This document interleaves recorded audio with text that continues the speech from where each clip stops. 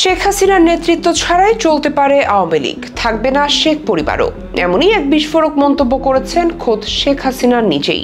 সম্প্রতি ব্রিটিশ গণমাধ্যম রয়টার্সকে দেয়া এক সাক্ষাৎকারে উঠে এসেছে এমনই এক বার্তা। শুধু তাই নয়, আওয়ামী লীগকে বাদ দিয়ে যে প্রহসনের নির্বাচনের পরিকল্পনা করছে ডক্টর ইউনূসের অন্তর্বর্তী সরকার, সেটিও বয়কট করবে আওয়ামী লীগের কোটি সমর্থক।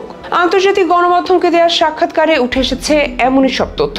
গেল প্রায় এক বছরের বেশি সময় ধরে ভারতে অবস্থান করলেও দেশের রাজনীতি নিয়ে কথা বলেছেন ক্ষমতাচ্যুত সাবেক প্রধানমন্ত্রী এবং আওয়ামী সভানেত্রী শেখ হাসিনা। কিন্তু হঠাৎ করে কেন নিজের নেতৃত্ব ছাড়াই আওয়ামী লীগ চলতে পারে বলে মন্তব্য করেছেন প্রাজ্ঞ এই রাজনীতিবিদ। 24 জুলাই আন্দোলনে যেভাবে পরাজয় ঘটেছে বাংলাদেশের ঐতিহ্যবাহী রাজনৈতিক দল আওয়ামী লীগের, তাতে দেশ জুড়ে কোণঠাসা হয়ে পড়েছে দলের নেতাকর্মীরা।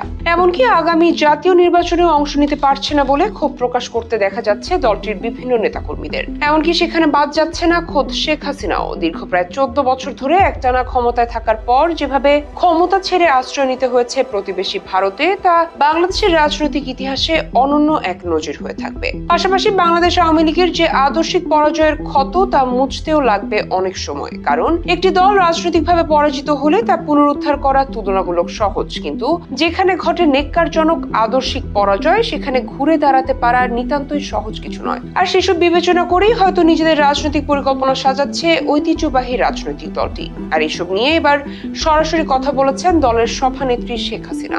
ব্রিটিশ গণমাধ্যম রয়টার্সকে দেয়া এক সাক্ষাৎকারে উঠে এসেছে শেখ হাসিনা ও আওয়ামী লীগের নানা পরিকল্পনা। শেখ হাসিনার দাবি, বাংলাদেশ আওয়ামী লীগের নেতৃত্বে তার ও তার পরিবারের কেউ থাকা অপরিহার্য নয়। বাংলাদেশের ছাত্র জনতার অভ্যুত্থানে 5ই আগস্টের পর থেকে ভারতে অবস্থান করছেন শেখ হাসিনা। সেখান থেকেই দিচ্ছেন বিভিন্ন বার্তা। তবে ক্ষমতাচ্যুত হওয়ার পর এটি তার প্রথম আনুষ্ঠানিক সাক্ষাৎকার। যদিও বর্তমানে আওয়ামী লীগের রাজনৈতিক কার্যক্রম দেশে নিষিদ্ধ।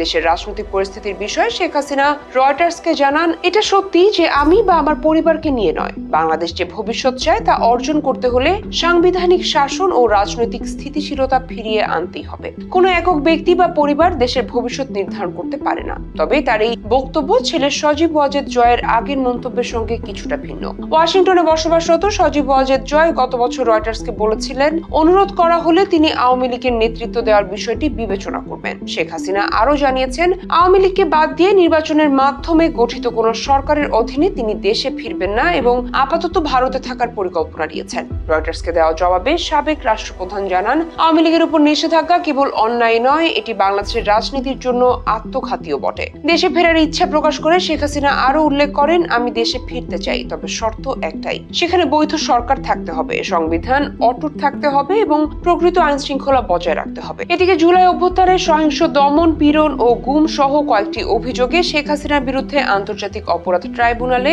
মানবতা বিরোধী অপরাধের মামলা চলমান। সব মিলিয়ে আগামী রাজনীতিতে কিভাবে মাঠে ফিরবে আওয়ামী লীগ, তেমন কোনো দিক নির্দেশনা পাওয়া যায়নি রয়টার্সকে দেয়া সাক্ষাৎকারে। তবে তিনি ও তার পরিবারের সদস্যদের ছাড়াও আওয়ামী লীগের নেতৃত্ব চলতে পারে সেটি স্পষ্ট করেছেন। কিন্তু এমনটা কি আদৌ ঘটবে, এমন প্রশ্ন আছে জনমনে।